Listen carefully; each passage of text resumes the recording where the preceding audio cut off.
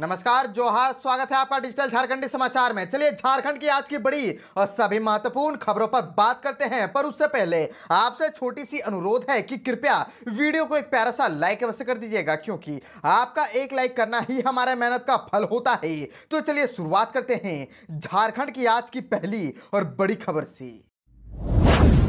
इस वक्त की बड़ी खबर झारखंड से आ रही है, जहां पर झारखंड में 18 लाख महिलाओं को अब तक नहीं मिले हैं मैया सम्मान योजना के पैसे। हेमंत सोरेन सरकार को अब इस लीडर ने दे दी है चेतावनी। दरअसल भाजपा के प्रदेश प्रवक्ता राफिया नाज ने राज्य सरकार द्वारा 18 लाख महिलाओं की मैया सम्मान योजना की राशि रोकने के आरोप में उनके सम्मान के नाम पर छल और विश्वासघात बताया है। और बयान में उन्होंने आरोप लगाया है कि यह केवल एक झूठा वादा था। सभी महिलाओं को मैया सम्मान योजना की राशि मिलेगी। 18 लाख महिलाओं को अब तक एक भी रुपया नहीं मिला है। राफिया नाज ने कहा कि महिला सम्मान की बात करने वाली सरकार ने 18 लाख माताओं, बहनों और बेटियों के हक को कुचला है। और आपको बताते चले कि मैया सम्मान के तहत सरकार द्वारा जारी किए गए ना तो हेल्पलाइन नंबर काम कर रहे हैं और ना ही वेबसाइट पर कोई सुनवाई हो रही है, और सरकार द्वारा महिलाओं के अधिकारों को दबाया जा रहा है। उन्होंने कहा कि यदि सभी महिलाओं को जल्द मैया सम्मान योजना की राशि नहीं मिली तो भाजपा आंदोलन करेगी। और महिलाओं का कहना है कि आवश्यक दस्तावेज पूरे होने के बावजूद योजना का लाभ नहीं मिल रहा है,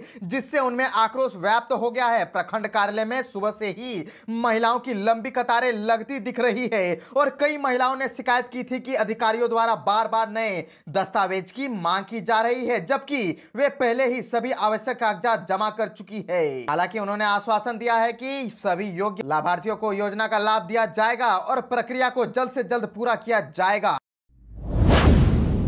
झारखंड से और एक बड़ी खबर आ रही है, जहां पर नेता प्रतिपक्ष बाबूलाल मरांडी ने पीड़ितों से की मुलाकात, पथराव व आगजनी की निंदा की। दरअसल नेता प्रतिपक्ष बाबूलाल मरांडी ने गिरिडीह के घोड़थंबा में होली जुलूस पर पथराव और आगजनी के शिकार पीड़ितों से मुलाकात कर घटना की पूरी जानकारी ली। उन्होंने कहा कि पीड़ितों ने जो बताया वह रूह कपाने वाली घटना थी और बहुत ही दुर्भाग्यपूर्ण था। बाबूलाल मरांडी ने सरकार की गलत बयानी की आलोचना की और कहा कि आज अपने ही देश में हिंदुओं को अपना त्योहार मनाने पर प्रताड़ित किया जा रहा है। उन्होंने ये भी कहा कि जिन लोगों ने पत्थर चलाया और पेट्रोल बम फेंका उनके खिलाफ कार्रवाई नहीं हुई, जबकि जिनके हाथ में अबीर रंग था उन्हें पकड़ करके अंदर किया गया है। बाबूलाल मरांडी ने विकास साहू के साथ हुई मारपीट की निंदा की और कहा कि यह घटना बहुत ही दुर्भाग्यपूर्ण है। उन्होंने यह भी कहा कि एफआईआर में यह भी लिखा गया है कि हिंदू ही आक्रमण करने जा रहे थे, जो कि गलत है। लातेहार के राशन कार्ड धारकों के लिए एक बड़ी खबर। डीसी के नए आदेश के बाद मची खलबली। उपायुक्त उत्कर्ष गुप्ता की अध्यक्षता में आपूर्ति विभाग द्वारा संचालित योजनाओं के सुचारू रूप से क्रियान्वयन को लेकर के समाहरणालय सभागार में बैठक का आयोजन किया गया। और इस दौरान उपायुक्त ने पूर्व की बैठक में दिए गए निर्देश के आलोक में किए गए कार्यों की जानकारी लेते हुए लक्ष्य के अनुरूप समय पर कार्यों को पूर्ण करने के निर्देश दिए हैं। और बैठक में राशन वितरण, आधार सीडिंग, डुप्लीकेट राशन कार्ड संबंधित प्रखंडवार समीक्षा कर संबंधित अधिकारियों को आवश्यक और उचित दिशा निर्देश दिया गया है। बैठक में उपायुक्त एनएफएसए के तहत फरवरी और मार्च के जिले में किए गए खाद्यान्न वितरण की जानकारी लेते हुए लक्ष्य के अनुकूल काम न कर पाने वाले प्रखंडों पर नाराजगी जताते हुए खाद्य वितरण के कार्यों में सुधार लाने का सख्त निर्देश दिया। और आपको बताते चले कि उन्होंने निर्देशित करते हुए कहा कि खाद्यान्न के उठाव एवं वितरण में लापरवाही बर्दाश्त नहीं की जाएगी। उपायुक्त ने जिला आपूर्ति पदाधिकारी को स्पष्ट निर्देश दिया कि खाद्यान्न का उठाव एवं वितरण समय पर करना सुनिश्चित करे। इस दौरान उपायुक्त ने जिला आपूर्ति पदाधिकारी को निर्देशित करते हुए कहा कि जो निष्क्रिय राशन कार्ड है, जिन्होंने लंबे समय से राशन का उठाव नहीं किया है एवं विशेष करके पिछले 6 महीने से जिनके द्वारा राशन का उठाव नहीं किया गया है, वैसे लोगों को चिन्हित करते हुए उनके राशन कार्ड को रद्द करने की कार्यवाही करे। इस बैठक में जिले में पीजीटी परिवारों को डाकिया योजना से दी जाने वाली राशन संबंधित समीक्षा क्रम में उपायुक्त ने स्पष्ट निर्देश दिया कि पीजीटी परिवारों को समय पर 100% डाकिया योजना का लाभ मिले, इसे सुनिश्चित करे।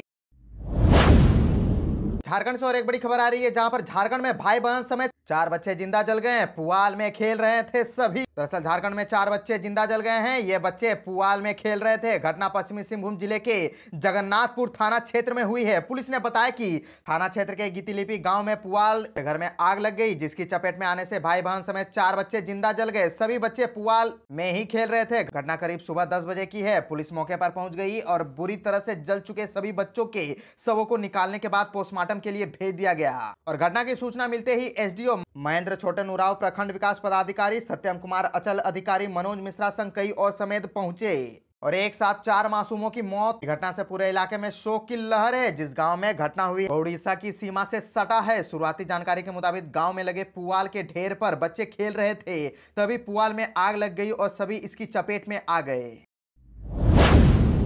गिरिडीह में होली पर बहुत बड़ा हंगामा। 80 नामजद, 22 को जेल। रघुवर दास बोले कि दबाव में प्रशासन कर रही काम। बाबूलाल ने कहा द्रव्यों को बचाया जा रहा है। गिरिडीह में होली पर हुई हिंसक घटना पर प्रदेश की राजनीति गरमाई हुई है। पक्ष और विपक्ष के बीच बयानबाजी के तीर चलाए जा रहे हैं। भाजपा नेता और पूर्व सीएम रघुवर दास ने साफ कहा है कि भाजपा के शासनकाल में अभी तक इस घटना को अंजाम देने की हिम्मत किसी ने नहीं की। उन्होंने दर्ज एफआईआर को लेकर के कहा कि प्रशासन दबाव में आकर के काम कर रही है। वहीं भाजपा प्रदेश अध्यक्ष बाबूलाल मरांडी ने भी कहा कि प्रशासन उपद्रवियों को बचा रही है। इस घटना पर राजनीतिक बयानबाजी तब शुरू हुई जब इस मामले में दर्ज की गई एफआईआर की कॉपी सामने आई। घटनास्थल पर प्रतिनियुक्ति किए गए मजिस्ट्रेट सुरेंद्र प्रसाद माल की ओर से थाने में एफआईआर दर्ज कराया गया है। इस एफआईआर में 80 लोगों को नामजद बनाया गया है। वहीं दोनों समुदाय के 22 लोगों को जेल भेजा गया है। धनबाद में कोयला तस्करों की बाइक से स्कूली छात्राएं घायल। गुस्साई भीड़ ने बाइक में लगाई आग। विधायक ने प्रशासन को ठहराया जिम्मेदार। धनबाद में कोयला तस्करों की तेज रफ्तार बाइक की टक्कर से 2 छात्राएं जख्मी हो गई। हादसे के बाद स्थानीय लोग इतना आक्रोशित हो गए कि कोयला ढुलाई में इस्तेमाल होने वाली बाइक को आग के हवाले कर दिया। घटना बागमारा स्थित मधुबन थाना क्षेत्र के खरखरी रेलवे पुल के पास हुई। दरअसल कोयला तस्करों की तेज रफ्तार बाइक ने दूसरी बाइक को टक्कर मार दी। इस हादसे में बाइक सवार के साथ 2 स्कूली छात्राएं गंभीर रूप से घायल हो गई। सभी घायलों को अस्पताल भर्ती कराया गया है। हादसे के बाद स्थानीय लोगों में भारी आक्रोश फैल गया है। गुसाई भीड़ ने नवागढ़ महुदा मोड़ मुख्य मार्ग को जाम कर दिया और दुर्घटनाग्रस्त बाइक में कोयला रख करके आग लगा दी। और स्थानीय लोगों का कहना है कि आशाकोटी खटाल कोयला तस्करों के दबंगई से सड़क पर चलान मुश्किल हो गया है। आपको बताते चले कि स्थानीय लोगों का कहना है कि आशाकोटी खटाल के कोयला तस्करों की दबंगई से सड़क पर चलना मुश्किल हो गया है। स्थल पर पहुंचे बागमारा विधायक शत्रुघ्न महतो ने सरकार और जिला प्रशासन को भी इस स्थिति के लिए जिम्मेदार ठहराया। उन्होंने चेतावनी दी कि अगर अवैध कोयला कारोबार पर रोक नहीं लगा तो रोड से लेकर के सदन तक मुद्दे को उठाया जाएगा। धार्मिक स्थल पर निगम व अचल कार्यालय निर्माण का विरोध। ग्रामीणों ने किया उग्र प्रदर्शन। बालीगुमा और गोड़गोड़ा ग्राम सभा ने प्रस्तावित मानगो नगर निगम और अचल कार्यालय बनाने के विरोध में डीसी कार्यालय के सामने जनाक्रोश प्रदर्शन किया। जनाक्रोश प्रदर्शन में सैकड़ों महिलाएं पुरुष पारंपरिक वाद्य यंत्र और तीर धनुष से लैस होकर के पहुंचे थे। वे अपने हाथों से तख्ती व पोस्टर भी लाए हुए थे। तख्ती व बैनर में नगर निगम कानून ग्राम सभा में नहीं चलेगा, लैंड बैंक वापस लो, ग्राम सभा एकता जिंदाबाद, नगर निगम व अचल कार्यालय का निर्माण रद्द करो के नारे लिखे हुए थे। और ग्रामीण ने डीसी कार्यालय मुख्य गेट के बाहर करीब 40 मिनट तक अपना आक्रोश प्रकट किया। आक्रोश प्रदर्शन के बाद ग्रामीणों का एक प्रतिनिधिमंडल ने दोनों ग्राम सभा की ओर लिखित मांग पत्र उपायुक्त को सौंपा। सौंपे गए ज्ञापन में कहा गया है कि बालीगम शमशान की भूमि पर प्रस्तावित नगर निगम व अचल कार्यालय का निर्माण को रद्द किया जाए।